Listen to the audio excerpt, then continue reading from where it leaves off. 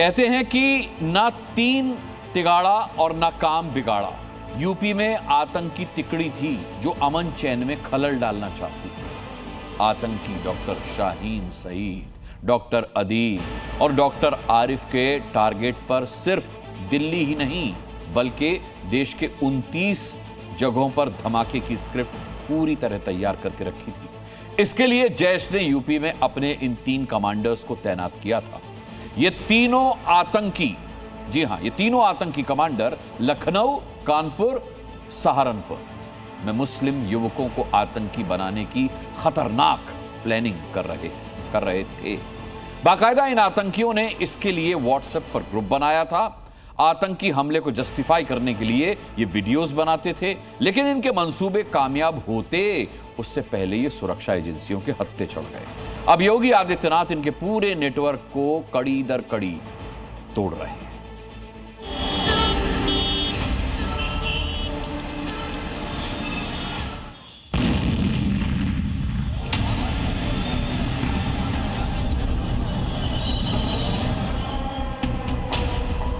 Faridabad module की investigation fall on जारी है। व्हाइट कॉलर टेरर नेटवर्क पूरी तरह डिकोड हो चुका है।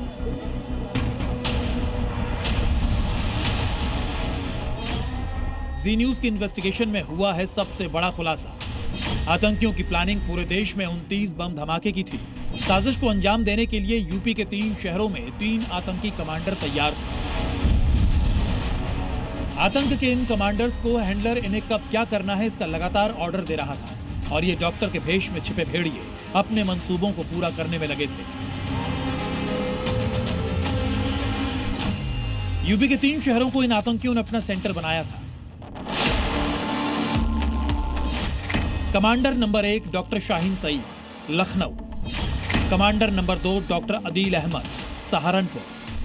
Commander number 3 doctor Arif, Kanpur. Uttar Pradesh में फिदाइन फोर्स खड़ी करने की जिम्मेदारी डॉक्टर शाहीन के कंधों पर थी। उसका भाई डॉक्टर परवेज भी उसके साथ था। मकसद था जम्मू कश्मीर की तरह डॉक्टर्स का मॉड्यूल तैयार करना। मकसद था डॉक्टर्स का ब्रेन वॉश करके उन्हें सुसाइड बॉम्बर बनाना। शाहीन के इस मिशन में कई डॉक्टर्स भी उसके साथ थे। Commander number 1 doctor Shaheen Saeed. Pakistani handler ने शाहीन सईद को जिम्मेदारी सौंपी थी कि वो यूपी में फिदाइन डॉक्टर्स फोर्स तैयार करें।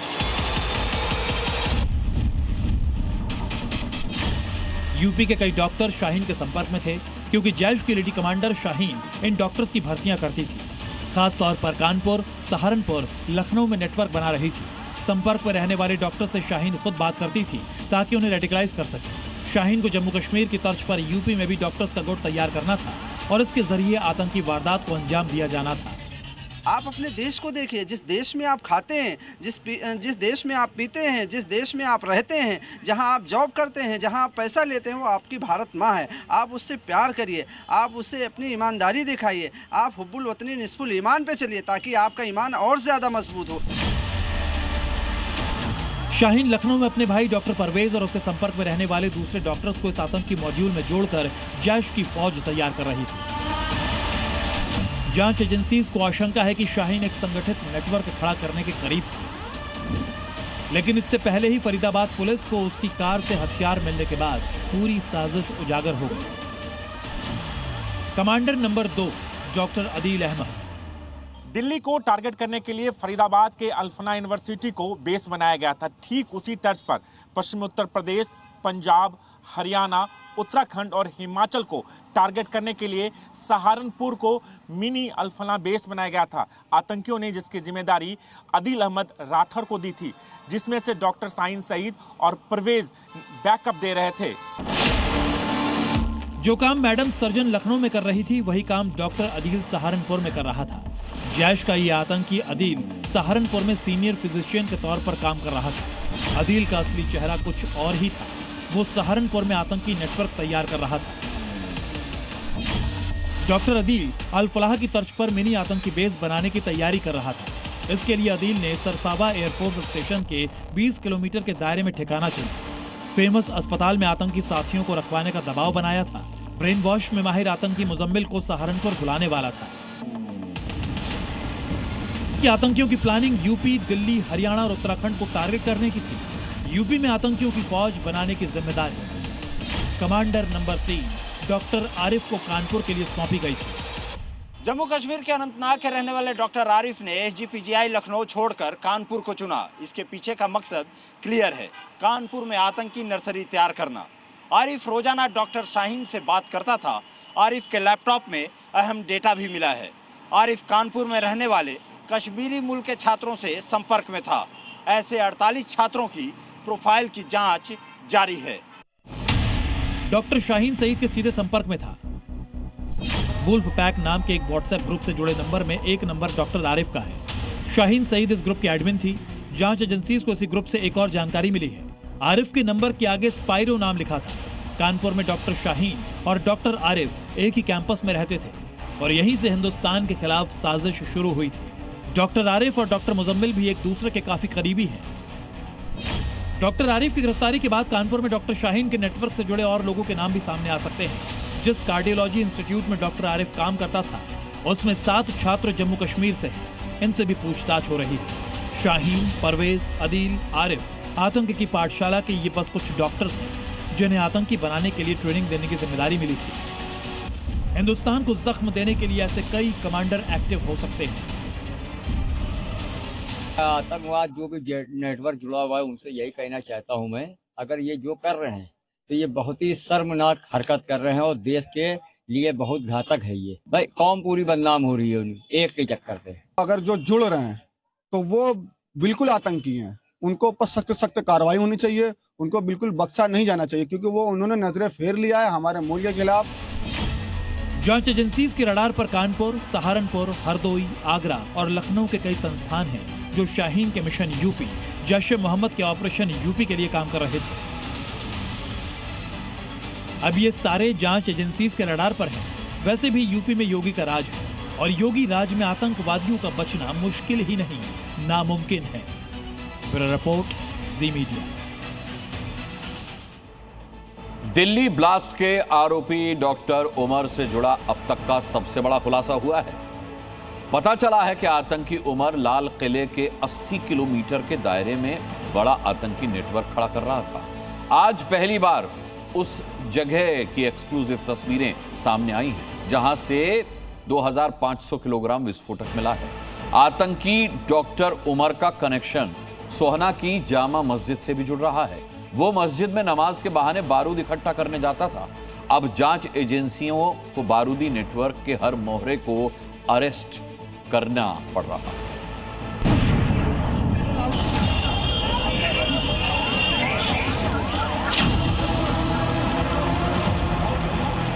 वो जगह जहां इकट्ठा था सीरियल ब्लास्ट का सामान,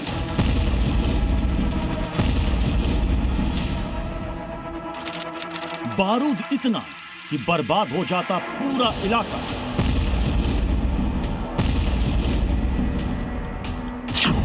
उमर के बारूदी अड्डे पर जी न्यूज की रेड। फरीदाबाद के इसी घर में यहाँ पर छापेमारी की गई है और यहाँ पर तमाम जो बोरे थे, बोरियां यहाँ पर रखे गए थे। इन्हीं चार दीवारी के पीछे पक रही थी वो साजिश। यहीं बनाए जा रहे थे बम बारूद, जिसे केवल दिल्ली नहीं बल्कि पूरे देश को धमाके से दहलाने का प्लान था। खुलासा हुआ है कि देश की अलग अलग 29 जगहों पर हमले का प्लान था। अयोध्या में राम मंदिर से लेकर काशी विश्वनाथ मंदिर और लखनऊ में धमाके की साजिश थी। दिल्ली में इंडिया गेट, संसद भवन और बीजेपी मुख्यालय भी टारगेट पर थे। यूपी और दिल्ली के साथ पाकिस्तान में बैठे आतंकी कश्मीर को उड़ाने की बहुत बड़ी साजिश रच रहे थे। लेकिन जांच एजेंसियों की मुस्तैदी के कारण व्हाइट कॉलर आतंकियों की पूरी मंशा तो कामयाब नहीं हो पाई। सिर्फ आतंकी डॉक्टर उमर ने जल्दबाजी में दिल्ली में लाल किले के पास धमाके को अंजाम दिया। आपके टीवी स्क्रीन पर जो बोरियां दिख रही हैं, वो बम बनाने का रॉ मटेरियल है। ये 2550 किलोग्राम बारूद है, जिसे एक कमरे में इकट्ठा करके रखा गया था। जब जी न्यूज की टीम हरियाणा के धौज गांव में मौजूद उमर के इस बारूदी अड्डे पर पहुंची तो पता चला कि उमर ने इस जगह को क्यों चुना था। आसपास सिर्फ और सिर्फ सन्नाटा, रिहाइश बिल्कुल ना के बराबर। फरीदाबाद के इसी घर में यहाँ पर छापेमारी की गई है और यहाँ पर तमाम जो बोरे थे, बोरियां यहाँ पर रखे गए थे और यहीं से इस विस्फोटक को बरामद किया गया। और ये तस्वीरें देखिए, इस तरीके से जो बोरियां हैं और इसी बोरियों के अंदर यहाँ पर विस्फोटक रखे गए थे जिसको पुलिस ने बरामद किया गया। इस तरह की लोकेशन डॉक्टर उमर ने अपने आतंकी मंसूबों को अंजाम देने के लिए जानबूझकर चुनी थी, ताकि वो गुपचुप तरीके से बारूद का जखीरा जमा करता रहे। उमर यही तो चाहता था, वो एक अजनबी बनकर आतंक का पूरा नेटवर्क खड़ा कर ले और सुरक्षा एजेंसियों को भनक तक ना लगे, और जिन्हें इसकी भनक लगी भी उनके मुंह पर ताले जड़ दिए गए। खुलासा हुआ है कि अल फलाह यूनिवर्सिटी के स्टूडेंट्स ने वार्डन से कई बार शिकायत की थी कि यूनिवर्सिटी में डॉक्टर शाहीन, मुजम्मिल और उमर के कमरे के बाहर हमेशा केमिकल की बदबू आती है। वार्डन ने छात्रों की शिकायत को चेयरमैन जवाद तक पहुंचाया भी था, लेकिन जवाद के दिमाग में कुछ तो था, शायद इसलिए उसने कभी भी इन तीनों कमरों की तलाशी नहीं करवाई।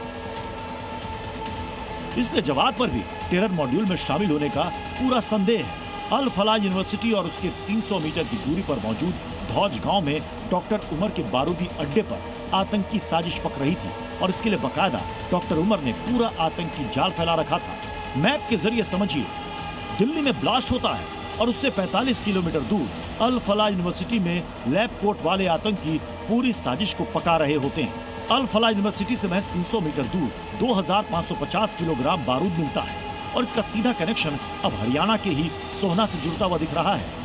सोहना के रायपुरी गांव में मौजूद शाही जामा मस्जिद में आतंकी उमर नमाज अदा करता था और यहीं से बारूद बनाने का सामान जुटाता था।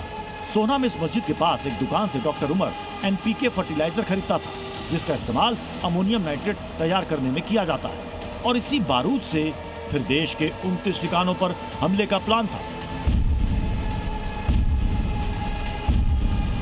सोना की इसी मंडी में जिस तरह से बताया जा रहा है कि कुछ जो NPK किलोग्राम है वो यहाँ से खरीदा गया था। और सबसे बड़ी बात ये है कि इसके लिए, क्योंकि आप यूरिया लेते हैं या दूसरा कोई खाद लेते हैं तो उसके लिए आधार कार्ड दिखाना होता है, लेकिन NPK जो फर्टिलाइज़र है उसको खरीदने के लिए आपको किसी तरह की ID दिखाने की ज़रूरत नहीं होती।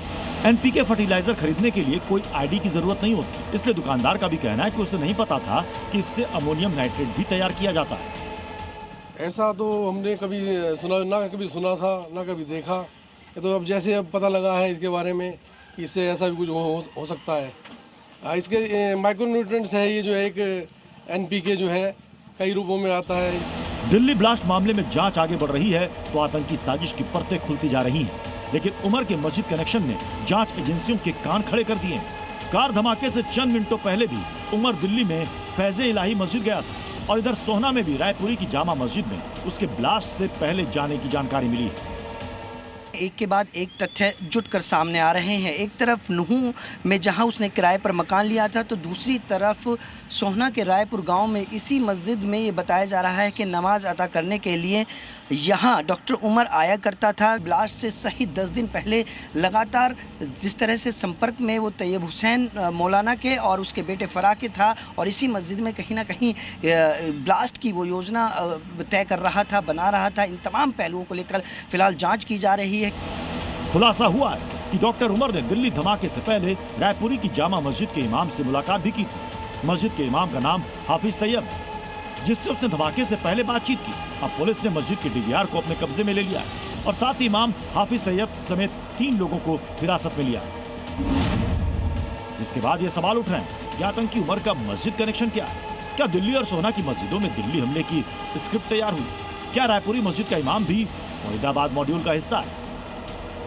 सवाल कई हैं और तमाम सवालों की तहकीकात में जांच एजेंसियां जुटी हैं, लेकिन अब तक की जांच ने यह साफ कर दिया है कि आतंकी उमर ने लाल किले के 80 किलोमीटर के दायरे में पूरा नेटवर्क खड़ा किया हुआ था और इसी 80 किलोमीटर के अंदर ही वो साजिश रची जा रही थी जो देश को दहलाने का सबसे बड़ा हमला साबित हो सकता था। सोहना से देवेंद्र भारद्वाज के साथ ब्यूरो रिपोर्ट, जी मीडिया।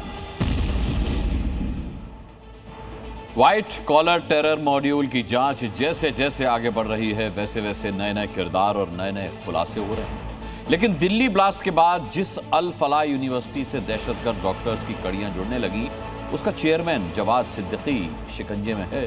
जिस यूनिवर्सिटी में आतंकी डॉक्टर इकट्ठा होते थे, वहां प्लानिंग करते थे, उस यूनिवर्सिटी से पहले जवाद के महल पर बुलडोजर वाला खतरा अब मंडरा रहा है।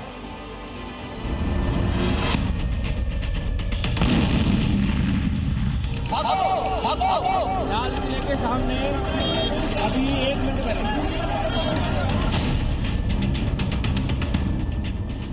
1, 2, 3, 4 पहले इस मकान की मंजिलों को गिन लीजिए, क्योंकि 3 दिनों बाद ये यहां खड़ा दिखे या ना दिखे, ये कहा नहीं जा सकता। अल फलाह यूनिवर्सिटी के चेयरमैन जवाद अहमद सिद्दीकी का ये 4 मंजिला साम्राज्य कभी भी बुलडोज हो सकता है। मध्य प्रदेश के महू में मौजूद ये मकान कभी भी मिट्टी मिट्टी हो जाएगा। अल फलाह यूनिवर्सिटी के चेयरमैन को जल्द ही उसके कर्मों की सजा मिल जाएगी। जैसे हजारों लोगों को ठगा, वैसे ही उसका ये अवैध साम्राज्य ढह जाएगा। जवाद सिद्दीकी का ये पुश्तैनी मकान एमपी के महू में कायस्थ मोहल्ले में है। जवाद अहमद सिद्दीकी का परिवार करीब 25 साल पहले महू छोड़कर चला गया था। इससे पहले जवाद और उसका परिवार महू के इसी मकान में रहता था, लेकिन अब महू छावनी परिषद ने जवाद सिद्दीकी और उसके भाई हमूद सिद्दीकी के इस मकान पर कार्रवाई की तलवार लटका दी है और इसे अवैध बताते हुए मकान पर नोटिस चिपका दिया है। बोर्ड ने मकान पर बड़ा नोटिस चस्पा करते हुए साफ साफ लिखा कि 3 दिन में कब्जाधारी या तो खुद अवैध निर्माण गिरा दे, वरना प्रशासन का बुलडोजर इसे गिराने आएगा। जिन निर्दोष लोगों को इनके द्वारा निर्ममतापूर्वक, षड्यंत्रपूर्वक मार दिया गया है, उनको श्रद्धांजलि देने का एक बहुत ही सुनहरा अवसर हम लोगों को प्राप्त हुआ और हम उसको पूरी तरह से नेस्तनाबूद कर देंगे। दिल्ली धमाके के बाद आतंकी की सारी कड़ियां जिस अल फलाह यूनिवर्सिटी से जाकर जुड़ गईं, अब उसके चेयरमैन जवाद अहमद सिद्दीकी की मुश्किलें बढ़ती जा रही हैं। जवाद को मनी लॉन्ड्रिंग केस में पहले ही गिरफ्तार किया जा चुका है और अब जांच एजेंसियों ने जवाद को चारों तरफ से घेर दिया है। अल फलाह यूनिवर्सिटी के आतंकी कनेक्शन की जांच हो रही है। जवाद सिद्दीकी की फरीदाबाद मॉड्यूल में भूमिका तलाशी जा रही है। जवाद के महू स्थित घर पर बुलडोजर चल सकता है। अब उसका भाई हमूद सिद्दीकी भी कानून के शिकंजे में आ चुका है। आरोप है कि 25 साल पहले अल फलाह यूनिवर्सिटी के चेयरमैन जवाद सिद्दीकी के भाई हमूद ने भी हजारों लोगों को ठगा था। हमूद सिद्दीकी ने लोगों से पैसे दोगुने करने के नाम पर अच्छी खासी रकम ऐंठ ली थी, जिसके बाद उसके खिलाफ महू और भोपाल में करोड़ों रुपए की ठगी की कई एफआईआर दर्ज की गई। भोपाल पुलिस ने हमूद पर 5,000 रुपए का इनाम भी घोषित कर रखा है। अब पुलिस हमूद और जवाद के पुराने रिकॉर्ड्स खंगाल रही है। दोनों ठग भाई पुलिस की गिरफ्त में हैं। जवाद और हमूद सिद्दीकी के पास 3 दिन का वक्त है। अगर महू स्थित 4 मंजिला मकान के खिलाफ दिए नोटिस का जवाब नहीं दिया गया, तो मोहन प्रशासन का पीला पंजा मकान को बुलडोजर से ध्वस्त कर देगा। Bureau report, Zee media. UP में सुरक्षित माहौल कायम रखना सीएम योगी की प्राथमिकता है, जिसकी जिम्मेदारी योगी फोर्स के मजबूत कंधों पर है। यही वजह है कि प्रदेश के 3 जिलों में योगी फोर्स का तगड़ा एक्शन हुआ है। गुंडे पहले सुरक्षित थे, आज वे असुरक्षित हुए हैं। नया प्रदेश है जो अपराध को स्वीकार नहीं करता है। शरीर को छेड़ना नहीं है, लेकिन किसी गुंडा और किसी अपराधी को सीना तान करके चलने भी नहीं देना है। उत्तर प्रदेश में अपराधियों के लिए सीएम योगी का मैसेज लाउड एंड क्लियर है। यहां किसी भी अपराधी को सीना तानकर चलने की इजाजत बिल्कुल भी नहीं है। प्रदेश के अलग अलग हिस्सों से आई ये 3 तस्वीरें योगी के दावे की तस्दीक कर रही हैं। इन अपराधियों ने गुनाह का रास्ता चुना तो योगी फोर्स ने इनके पांव में पीतल ठोक दिया। रात के अंधेरे में योगी फोर्स की चहलकदमी, कच्चे रास्ते पर पड़ी नीली बाइक और बाइक से 2 कदम की दूरी पर पड़ा ये तमंचा बताने के लिए काफी है कि यहाँ क्या हुआ है। तस्वीरें यूपी के हरदोई की हैं, जहां योगी फोर्स इन 2 बदमाशों का काल बन गई। हरदोई पुलिस लंबे समय से लूट और डकैती में शामिल इन बदमाशों की तलाश कर रही थी। इनमें से एक बदमाश पर 25,000 का इनाम भी घोषित है। देर रात चेकिंग के दौरान पुलिस से सामना होते ही इन बदमाशों ने फायरिंग की हिमाकत की। एक कांस्टेबल को घायल कर दिया। फिर क्या था, योगी फोर्स ने दोनों अपराधियों के पांव में गोली दाग दी। अभियुक्तों के पास से 2 तमंचा, 2 जिंदा कारतूस, 2 खोखा कारतूस एवं चोरी का सामान एवं नकदी बरामद हुई है। दोनों व्यक्तियों को उपचार हेतु अस्पताल भेजा गया है एवं अन्य वैधानिक कार्रवाई प्रचलित है।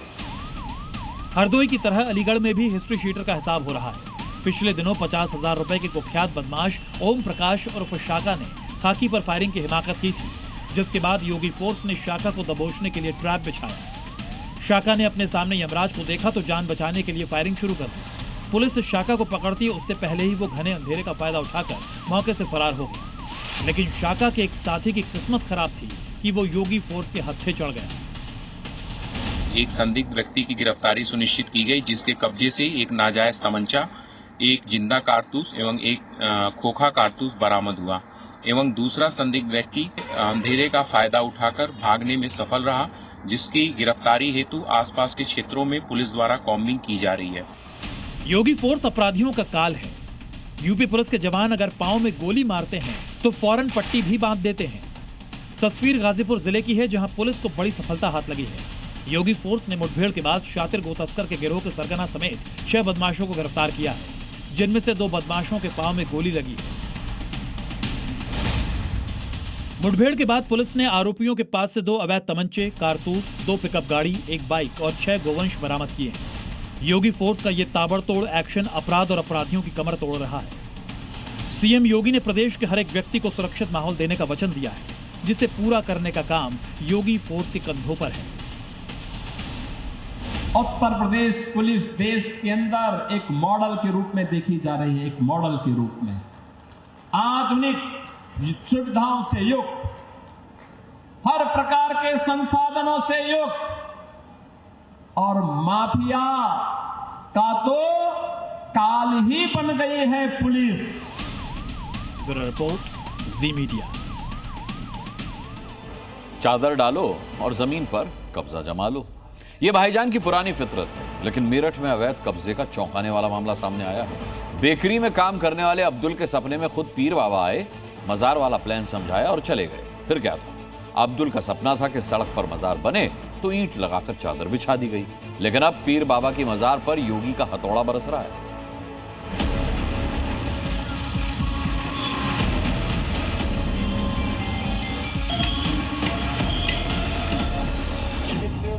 बंद हो जाएगा कि जहां रुमाल रखो वही वक्फ की प्रॉपर्टी हो। सीएम योगी का इशारा उस कब्जा गैंग की तरफ है जो इस तरह की चादर डालकर रातों रात अवैध मजार बना देता है, सरकारी जमीन पर कब्जा जमा लेता है और तो और आम रास्ते को अपनी जागीर बताने लगता है। लेकिन वक्फ संशोधन बिल पास होने के बाद से कब्जा गैंग के इस मंसूबे पर प्रशासन का हथौड़ा चल रहा है। अवैध मंसूबे पर इंसाफ वाला हथौड़ा चलना शुरू हुआ तो ईंट और सीमेंट से बनी कथित मजार ईंट दर ईंट बिखरने लगी। इस मजार के बनने की कहानी आपको हैरान के साथ परेशान भी कर देगी। दरअसल ये मजार किसी मुस्लिम ने नहीं, हंसराज सैनी ने बनवाई थी। जी हाँ, हिंदू ने बनवाई थी। लेकिन हंसराज के दिमाग में मजार बनाने का ये फितूर उनके ही कर्मचारी अब्दुल सत्तार ने डाला था। हंसराज सैनी बेकरी चलाते हैं, जिसमें अब्दुल सत्तार कारीगर था। अब्दुल के बनाए ब्रेड अक्सर जल जाया करते थे। फिर क्या था, सही ब्रेड बनाने का फॉर्मूला लिए पीर बाबा अब्दुल के सपने में आए और मजार वाला प्लान देकर चलते बने। बिजनेस चलाने की लालच में हंसराज अब्दुल की बातों में आ गए और सड़क किनारे ईंट का बेड बनाकर बिछा दी हरी चादर। बरसों पहले अब्दुल भी उनकी नौकरी छोड़कर चला गया, लेकिन मजार जस तस की खड़ी रही। तो बेकरी में बाहर से हम कारीगर लेकर गए थे, बढ़िया कारीगर थे, लेकिन माल बढ़िया नहीं बन पा रहा था। तार नाम का जो हमारा कारीगर था, उसने बताया भाई मुझे रात यहाँ पे एक पीर साहब आए हैं जिन्होंने बताया कि मेरा स्थान यहाँ पर बनवाना, तब आपका माल ठीक होगा। पहले जो था आगे था वहाँ पर वो, लेकिन जब पीडब्ल्यूडी ने वहाँ से आकर हटवा देता, छोटा सा मजार हमने अपनी जगह बना लिया। बेकरी में अब्दुल को ब्रेड बनाने के लिए बुलाया गया था, लेकिन उसने अपनी कब्जा नीति को पीर वाला चोला पहनाकर आम रास्ते को बंद करा दिया।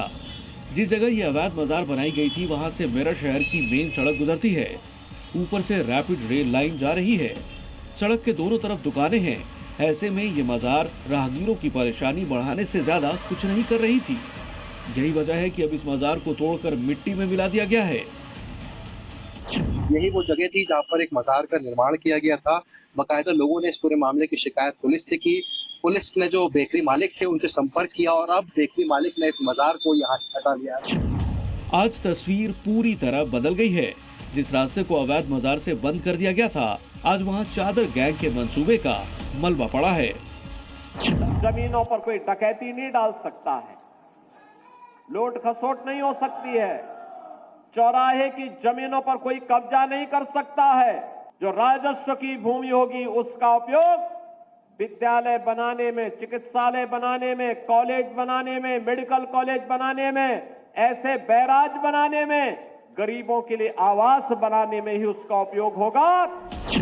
चादर गैंग को सीएम योगी का ये संदेश कान खोलकर सुनना चाहिए। अगर किसी ने भी सरकारी जमीन पर अवैध मजार बनाई है तो उसे वक्त रहते हटा ले, वरना या तो इंसाफ वाला बुलडोजर आएगा या फिर हथौड़ा चलेगा। Bureau report, Zee media. Delhi में बम ब्लास्ट और फरीदाबाद में भारी मात्रा में विस्फोटक और दहशतगर्द डॉक्टर्स की टीम का खुलासा होने के बाद यूपी में पुलिस और जांच एजेंसियां बेहद अलर्ट पर हैं। हाई अलर्ट वाले शहरों में पुलिस लगातार छापेमारी कर रही है। इसी कड़ी में बरेली शहर में चल रही 2 मीट फैक्ट्रीज की जांच की गई तो वहां बड़ी संख्या में कश्मीरी सुरक्षाकर्मी मिले, जिनका कोई पुलिस वेरिफिकेशन तक नहीं कराया गया था। अब पुलिस और खुफिया विभाग ने अपनी जांच पड़ताल शुरू कर दी है, क्योंकि सवाल उठने लगा है कि क्या यूपी आतंकियों के निशाने पर था।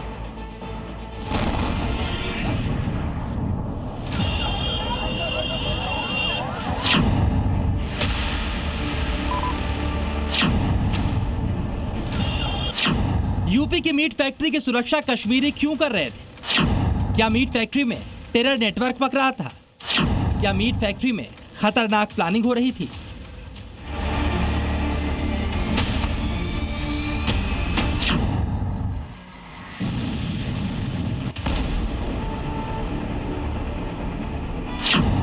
इन सवालों का जवाब अगर मिल गया तो इस बात पर मुहर लग जाएगी कि पाकिस्तान में बैठे आतंकियों के टारगेट पर योगी आदित्यनाथ का उत्तर प्रदेश था। आपकी टीवी स्क्रीन पर यह वो मीट फैक्ट्री है जो जांच एजेंसियों के रडार पर आ चुकी है, क्योंकि इसकी सुरक्षा में सिर्फ और सिर्फ कश्मीरी सुरक्षा कर्मी तैनात किए गए थे। इसकी सुरक्षा का जिम्मा कश्मीरी मूल की सिक्योरिटी एजेंसी को दिया गया था। और सबसे बड़ी बात ये, यहाँ जो भी सुरक्षा कर्मी तैनात थे उनका पुलिस वेरिफिकेशन भी नहीं कराया गया। कश्मीरी सुरक्षा गार्डों की डिटेल खुफिया एजेंसी ने जम्मू कश्मीर पुलिस को भेज दी है। दिल्ली ब्लास्ट के बाद कश्मीरी लोगों की सत्यापन का काम शुरू हुआ है, जिसके बाद इन कंपनियों के सुरक्षा गार्डों की डिटेल मांगी गई थी, जिसमें से अधिकांश सुरक्षा गार्ड जो हैं वो राजौरी और पुंछ की हैं। इसका भंडाफोड़ 3 साल पहले हुआ था, जब आधा दर्जन मीट कंपनियों पर इनकम टैक्स का छापा पड़ा था और मालूम चला था ये मीट कंपनियां कश्मीरी मूल की निजी सिक्योरिटी एजेंसी की ही सेवाएं लेती हैं। आईटी विभाग ने अपनी रिपोर्ट में इसके जरिए कुछ इस्लामिक कट्टरपंथी संगठनों को फंडिंग करने की आशंका जाहिर की थी। अब आतंकी संगठन जैश ए मोहम्मद के फरीदाबाद मॉड्यूल के खुलासे के बाद एटीएस इन मीट फैक्ट्रियों की जांच में भी जुट गई है।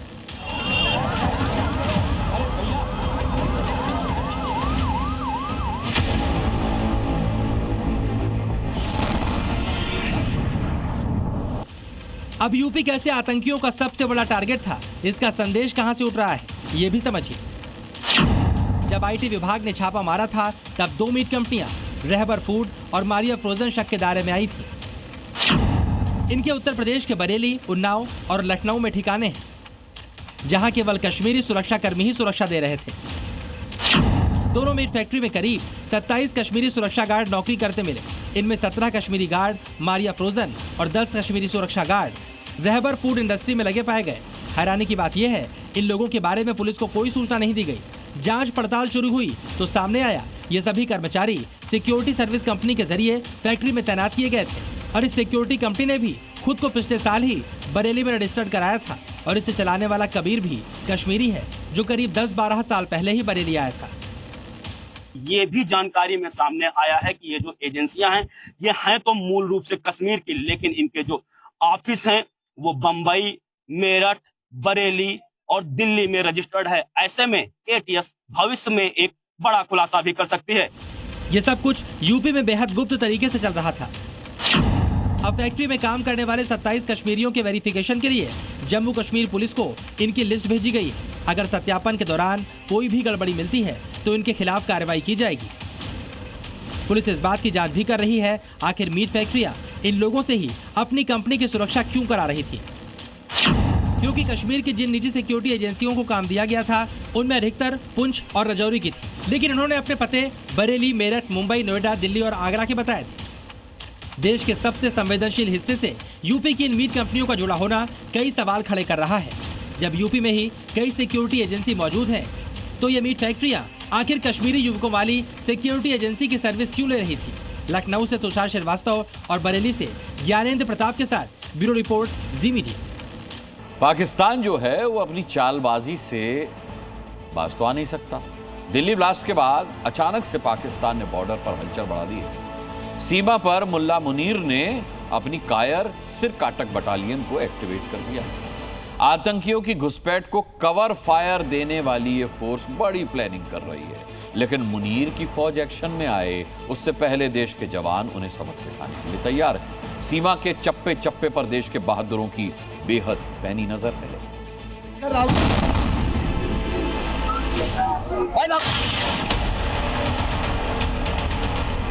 पाकिस्तान बौखलाहट में है, पाकिस्तान खौफ में है, पाकिस्तान सहमा हुआ है। दिल्ली ब्लास्ट केस के लिंक पाकिस्तान से जुड़ चुके हैं। भारत एक्शन ले उससे पहले मुल्ला मुनीर ने शुरू कर दिया है सीमा पर साजिशों का तार बिछाना। खुफिया एजेंसियों के मुताबिक पाकिस्तान की border action team Jammu Kashmir में बड़े हमले की साजिश रच रही है।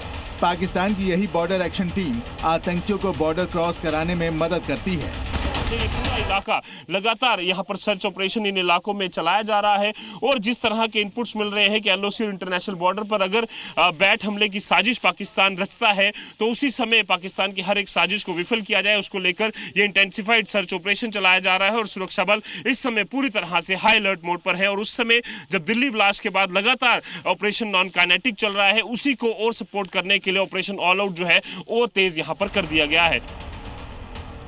जम्मू कश्मीर में पाकिस्तान की बॉर्डर एक्शन टीम के बड़े हमले की साजिश के इनपुट मिलने के बाद इंटरनेशनल बॉर्डर और लाइन ऑफ कंट्रोल पर सुरक्षा कड़ी कर दी गई है। सेना, बीएसएफ और दूसरी एजेंसियां हाई अलर्ट मोड पर हैं। उरी सेक्टर के कमलकोट इलाके में बूचर पोस्ट के पास घने जंगलों में संदिग्ध गतिविधि देखे जाने के बाद सेना ने बड़ा कॉर्डन एंड सर्च ऑपरेशन शुरू किया। सूत्रों के मुताबिक फ्रंट लाइन पर बैट के संभावित हमले की आशंका के बाद सेना ने तुरंत इलाके को नो मूवमेंट जोन घोषित कर दिया। हालांकि अब तक किसी भी घुसपैठिए के घायल या मार गिराए जाने की आधिकारिक पुष्टि नहीं हुई है, लेकिन कमलकोट और आसपास के क्षेत्रों में चौकसी बेहद सख्त कर दी गई है। सुंदरबनी और पुंछ में अश्नी प्लाटून को तैनात किया गया है, जो विभिन्न प्रकार के ड्रोन संचालित करती है और सटीक स्ट्राइक क्षमता रखती है। दिल्ली विस्फोट के बाद से ही राजौरी और पुंछ सेक्टर में सेना की निगरानी और गश्त कई गुना बढ़ाई गई है। जम्मू के सांबा, आरएसपुरा, अरनिया और सीमावर्ती इलाकों में बीएसएफ और जेकेपी की स्पेशल ऑपरेशन ग्रुप ने सुरक्षा व्यवस्था और अधिक कड़ी कर दी है। कई दिनों से इन इलाकों में एंटी टनल ऑपरेशन चलाया जा रहा है। जंगलों और नदी नालों में भी लगातार तलाशी जारी है। घुसपैठ की फिराक में आतंकियों के परंपरागत रूट्स पर सर्च तेज कर दी गई है। खुफिया एजेंसियों के मुताबिक आतंकी लगातार घुसपैठ की कोशिश कर रहे हैं। पाकिस्तान की बॉर्डर एक्शन फोर्स हमेशा की तरह आतंकी घुसपैठ में मदद कर रही है, लेकिन सुरक्षा बल इस समय AK-47, AK-56 जैसे घातक हथियारों के साथ आधुनिक X-95 का भी इस्तेमाल कर रहे हैं।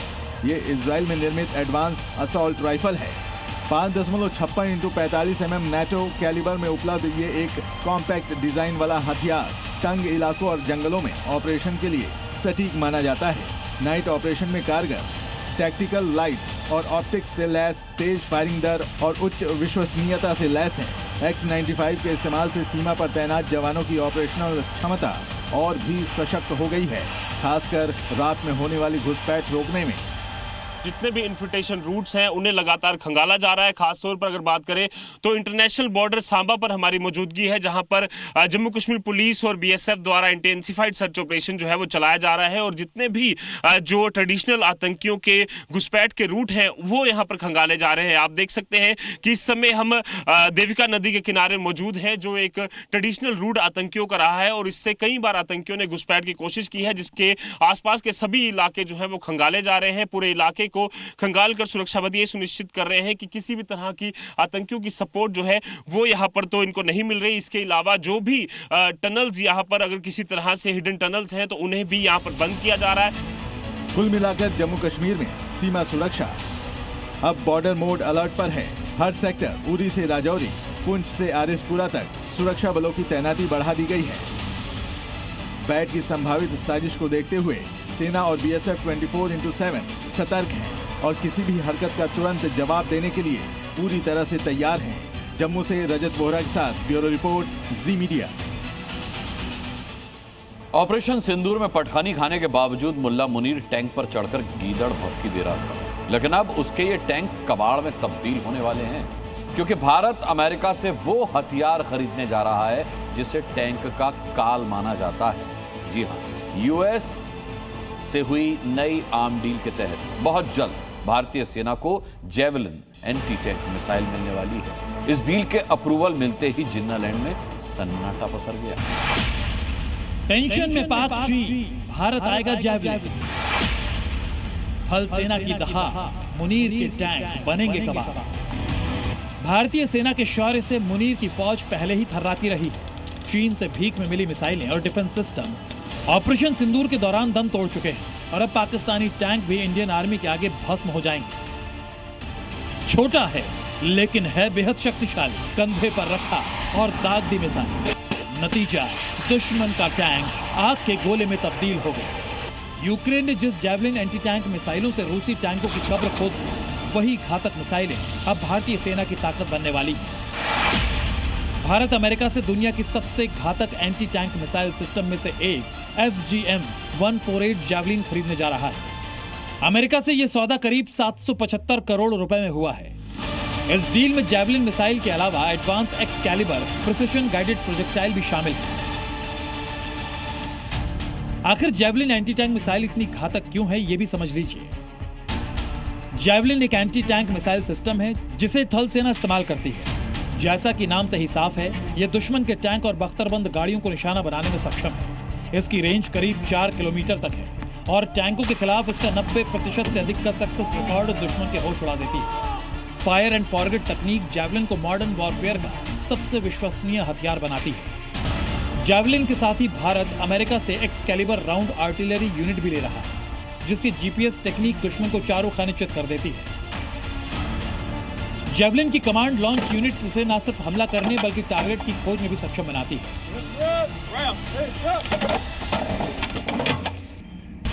इस मिसाइल में 3 अटैक मोड हैं: टॉप अटैक, डायरेक्ट अटैक और सॉफ्ट लॉन्च, जिसके चलते इसे खुले मैदान से लेकर बिल्डिंग जैसी बंद जगहों से भी लॉन्च किया जा सकता है। वहीं इसकी 140 मीटर प्रति सेकंड की रफ्तार दुश्मन को संभालने का मौका तक नहीं देती। यही वजह है कि इस लेटेस्ट हथियार की अमेरिका से डील ने जिन्नालैंड की नींद उड़ा रखी है। जिन टैंक्स पर खड़े होकर मुनीर गीदड़ भभकी देता था, अब उन टैंक्स को LOC पर भेजने से पहले उसे 100 बार सोचना पड़ेगा। Bureau report, Zee media.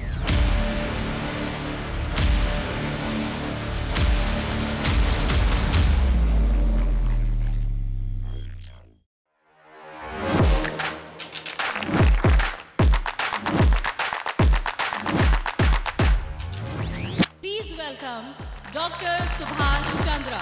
And habit can be micro, macro.